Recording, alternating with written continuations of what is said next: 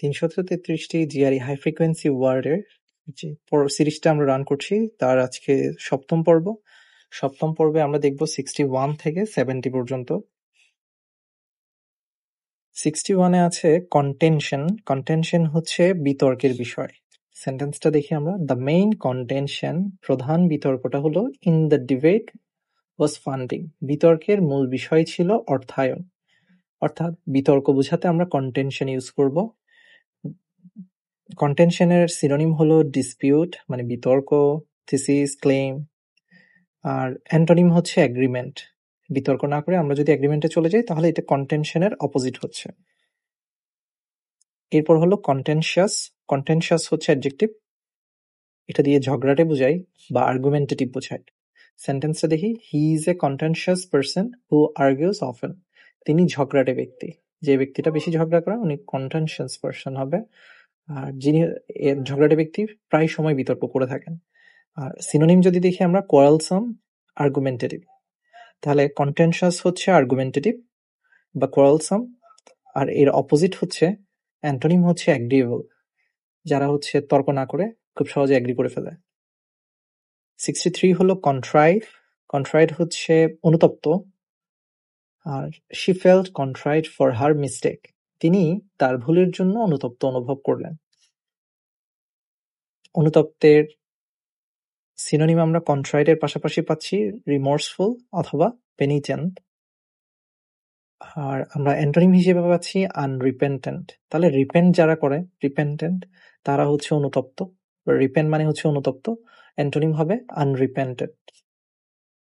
কনন্ড্রাম হচ্ছে রিডল বা difficult problem, মানে হচ্ছে জটিল সমস্যা বা ধাঁধা। কনন্ড্রাম হচ্ছে জটিল সমস্যা বা ধাঁধা বা পাজল। আমরা যদি সিম্পল একটা সেন্টেন্স দেখি, solving climate change is a global conundrum. তাহলে জলবায়ু পরিবর্তন সমাধান করা হচ্ছে একটি বৈশ্বিক ধাঁধা বা বিশ্বের জন্য একটা ডিফিকাল্ট প্রবলেম। তাহলে কনন্ড্রাম হচ্ছে ধাঁধা বা জটিল সমস্যা। অ্যান্টোনিম হচ্ছে সলিউশন, মানে সমস্যা না সমাধান। এরপর 65 আমরা দেখছি কনভার্জ। কনভার্জ মানে হচ্ছে মিলিত হওয়া। আর সেন্টেন্স দেখি আমরা, the roads converge at the city centre. রাস্তাগুলো শহরের কেন্দ্রে মিলিত হয়। মিলিত হওয়া মানে হচ্ছে কনভার্জ হওয়া।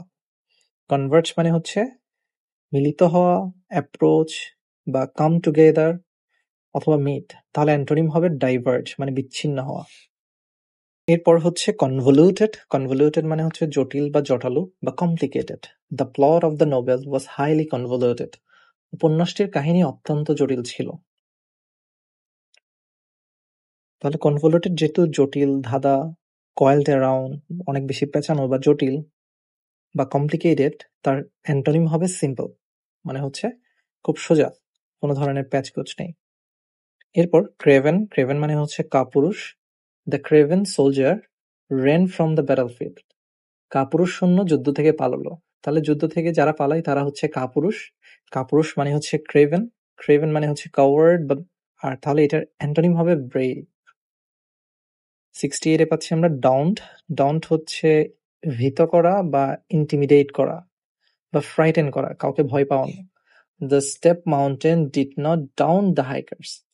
খাড়া পাহাড় পাহাড়ি যাত্রীদের ভীত করলো না। এখানে একটা ওয়ার্ড পাচ্ছি আমরা স্টেপ। স্টিপ হচ্ছে খাড়া বা উঁচু। খাড়া পাহাড়গুলো যাত্রীদের ভীত করলো না। তাহলে ভীত না করা মানে হচ্ছে ডাউন করতে না পারা বা ভীত করতে না পারা বা ফ্রাইটেন করতে না পারা বা ওদেরকে ইন্টিমিডেট করতে না পারা। ডাউন যেহেতু ভীত করা, তাহলে এটা অ্যান্টোনিম হবে এনকারেজ করা, মানে উৎসাহ যোগানো, ভয় না দেখিয়ে উৎসাহ যোগানো। 69 তম হচ্ছে ডেকোরাম। ডেকোরাম মানে হচ্ছে প্রোপ্রাইটি বা গুড ম্যানার্স, মানে হচ্ছে ভদ্রতা বা শিষ্টাচার। She behaved with a proper decorum at the ceremony. তিনি অনুষ্ঠানে যথাযথ ভদ্রতা দেখালেন। তাহলে ডেকোরাম হলো শিষ্টাচার বা ইকুইটি অথবা গুড ম্যানার্স। তাহলে এটা অ্যান্টোনিম হবে ইমপ্রোপ্রাইটি। তাহলে প্রোপ্রাইটি হচ্ছে ডেকোরামের সিনোনিম, ইমপ্রোপ্রাইটি হচ্ছে অ্যান্টোনিম। 70 নাম্বার শেষটা হচ্ছে ডিফল্ট। ডিফল্ট মানে তো আমরা জানি নির্ধারিত বা অবধারিত। আর এখানে একটা বিষয় আছে, ডিফল্টকে আমরা ফেলিওর টু অ্যাক্ট বলতে পারি বা অবহেলা, ব্যর্থতাও বলতে পারি, নির্ধারিত ব্যর্থতা। তাহলে ডিফল্ট মানে হচ্ছে নেগলেক্ট করা, মানে আমরা কোনো একটা জিনিস নিজে থেকে না করলে এটা আগে থেকে সেট করে থাকা, মানে হচ্ছে নেগলেক্ট হয়ে থাকা। তো এটা দিয়ে আমরা একটা সেন্টেন্স দেখি, he lost the case by default, তিনি মামলাটা অবহেলার কারণে হারলেন। তাহলে ডিফল্ট মানে হলো অবহেলা। সো আমাদের আজকের ওয়ার্ডগুলো আমরা একটু আবার প্রথম থেকে রিভিশন দিয়ে আসি।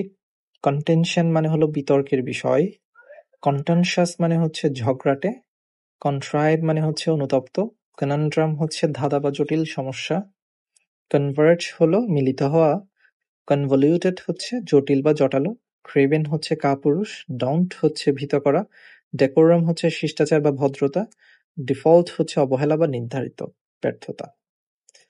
আবার দেখি, কন্টেনশন হলো বিতর্কের বিষয় বা ডিসপিউট, কন্টেনশাস হচ্ছে কোয়ালসাম বা আর্গুমেন্টেটিভ বা ঝগড়াটে, কন্ট্রাইট হচ্ছে অনুতপ্ত বা পেনিটেন্ট, কনন্ড্রাম হচ্ছে ডিফিকাল্ট প্রবলেম বা ধাঁধা বা পাজল, কনভার্জ হলো মিলিত হওয়া বা কাম টুগেদার হওয়া, কনভলিউটেড হলো জটিল বা জটালো কমপ্লিকেটেড, ক্রেভেন হলো কাপুরুষ বা কাওয়ার্ড, ডাউন্ট হচ্ছে ভীত করা বা ইন্টিমিডেট, ডেকোরাম হলো শিষ্টাচার ভদ্রতা বা প্রোপ্রাইটি, ডিফল্ট হলো অবহেলা বা নির্ধারিত ব্যর্থতা বা ফেলিওর টু অ্যাক্ট। শেষবারের মতো আমরা একটু রিপিট করি। 61 হলো কন্টেনশন বিতর্কের বিষয়, কন্টেনশাস ঝগড়াটে, কন্ট্রাইট অনুতপ্ত, কনান্ড্রাম ধাঁধা বা জটিল, কনভার্জ হলে মিলিত হওয়া, কনভলিউটেড হচ্ছে জটিল বা জটালো, ক্রেভেন হলো কাপুরুষ, ডাউন্ট হলো ভীত করা, ডেকোরাম হলো শিষ্টাচার বা ভদ্রতা, ডিফল্ট হলো অবহেলা বা নির্ধারিত ব্যর্থতা। আমাদের নেক্সট পর্বে আমরা 71 থেকে 80 পর্যন্ত দেখব। ধন্যবাদ।